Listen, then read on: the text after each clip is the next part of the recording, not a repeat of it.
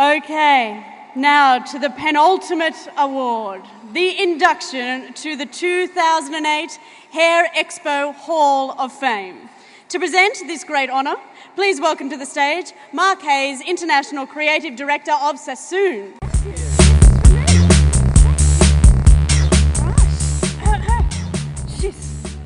Okay, here's a quiz for you all, or is this is your life? I'm not sure. Here we go. Our Hall of Fame inductee. Born in 1959, our inductee for the 2008 Hair Expo Hall of Fame had an unlikely childhood for someone who has made such a profound impact on the Australian hairdressing community. Where typically industry icons are born into a fashion environment or follow the footsteps of their parents or older siblings into a world of hairdressing, our inductee tonight spent their childhood in rural Australia, helping the family in their daily battle against the elements and the vagaries of making a dollar out of our agriculture. Suffice to say, the household placed little store in matters of hair and fashion, with our recipient's mother preferring to round up cattle over a hairstyle. The closest our inductee came to creating a hairdo was perching on a chair and putting curlers in Granny's hair, clearly not inspired by a future life on the farm. Then, subsequently, our 2008 Hall of Fame recipient left home as a geeky 14-year-old country boy. There's your first clue. With one good shirt and a pair of pants, but with drive and determination to stake a claim in a new direction for his life and a zeal to become someone of significance. He often said, even though I came from a farming background, I knew from the age of 4 that I wanted to be a hairdresser. I don't know where it came from. I had never even been to a hairdressing shop. After applying on 3 separate occasions, he finally got an apprenticeship with House of Ernest, a large and successful salon that had great systems and one that has left a lasting impression and still informs our inductee to this day. During his formative years, he went on to work with other significant industry heroes, such as the globally renowned Val Garnett of Perth, then moved to Sydney to work with the inimitable Lloyd Lomas, before heading off to the UK to tour with Tony and Guy, and then taking a sabbatical to backpack around Europe and the Middle East. My goodness, must have been the only backpacker that didn't have bad hair days. Returning to Australia in 1990, he hooked up with his previous employer from Perth's infamous Copacabana saloon, Philip Galbraith. There is your second clue. Who had also moved to Sydney, setting up Noddy's on King at Newtown. This salon was an extension of the original Noddy's at New South Wales University, which Philip had purchased from Philip's long-life friend, Christine, who just happens to be here in the audience tonight. So if you want to know why it's called Noddy's, seek out Christine. During the 90s, our inductee studied photography at the Australian Centre of Photography, and it was here that he attained an eye for detail that is so obvious in his brilliant hair collections over the years.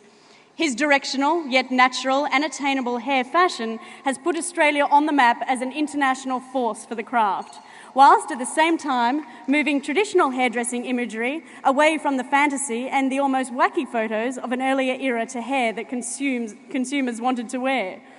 In the process, he became a darling of the fashion and beauty editors of all the major glossies who couldn't get enough of his sexy and touchable hair fashion handwriting. A perfectionist. He knows what he wants by the way of clothes, the makeup, the type of look, the feel the photo should end up having upon completion. He then proceeds to torment himself. Never will he say, "Fantastic, I nailed it." But this is what makes him such a genius in creating the beautiful image, even though his quest usually sends his nearest and dearest to a bottle shop for respite. Oh, not nice. But that might give you your third clue, who knows? But this relentless pursuit for perfection must have meant something, as he is still the only person to be awarded the Hair Expo Australian Hairdresser of the Year for a record 4 times and has been a finalist every year for the past 11 years. Under his influence, the NOK, or NOC, team have also stockpiled a virtual foundry of iron monogamy in the salon, accumulating a huge number of Hair Expo awards in other categories. The national and international educator, his global presence is now felt through his work with Goldwell, creating the looks for 4 worldwide advertising campaigns. Still working in the salon, his extensive editorial and TV work has seen just about every celebrity in this country in his chair. But Mr. Modest's lips are sealed with all knock clients treated equally and given brilliant hair that is never gimmicky or fad-driven. He loves the sun, he loves the beach and the ocean, and some may say he is now quite an accomplished surfer, as long as he doesn't stand up, I understand.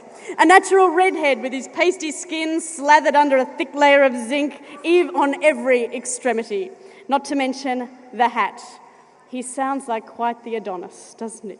The Hair Expo 2008 Hall of Fame inductee is a teacher, a conceptualist, the ultimate team player. He is someone who has elevated hairdressing to a new level of beauty and wearability.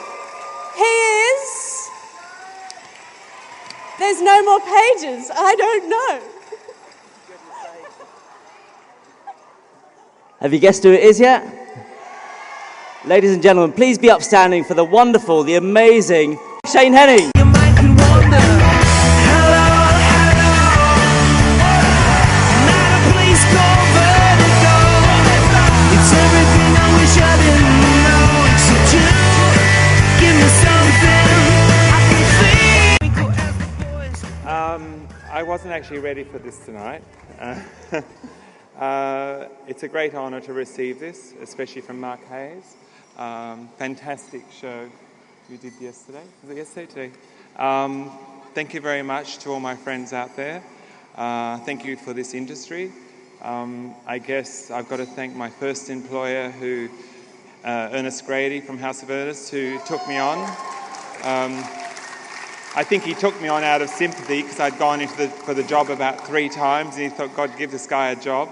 I'd like to thank my business partner and friend for many years, Philip Galbraith, and he knew about this and slipped a acceptance speech in my hand when I got up. I said, no, it's all right. And thank you to Wayne, who's also part of the business, I guess, and thank you to the great team at Noddy's. Who else do I thank? All the people that have given me a chance in this life with taking the risk of putting me on. I think I'm a bit difficult to work with sometimes. Thank you to people in this industry like Jane Wild and Lee Preston and Wildlife Team. They're a great inspiration for me. Yeah, it's just, I wasn't really ready for this, to accept this speech. Thank you very much for the great support that I've got from Goldwall over the last 12 or 15 years. They're a company that's commit themselves to their artists and they stick with you all the way. They've given me a lot of support, they've given me opportunities. Basically, the reason that I'm up here with the chances and opportunities they've given me over the years. Look, I'd just like to thank everybody involved in this industry and I hope that I've contributed something to it. Hopefully, when you receive an award like this, it's sort of, to me it means, well, it's time to get off the stage. You've sort of had your time. So hopefully I've still got something to offer and I'm certainly enjoying it. And here's to all everybody else in this industry. Thank you very much. Anybody I haven't thanked, I'm sorry. And also I'd like to do a special thanks to Anthony and Susa Winholscher, who have given us all this platform and have contributed so much to the Australian industry over the last few years. And thank you very much for all the work you've done. And I'm sure with Reed Publishing, it's going to continue on to bigger and better things. So to every one of you out there, thank you very much.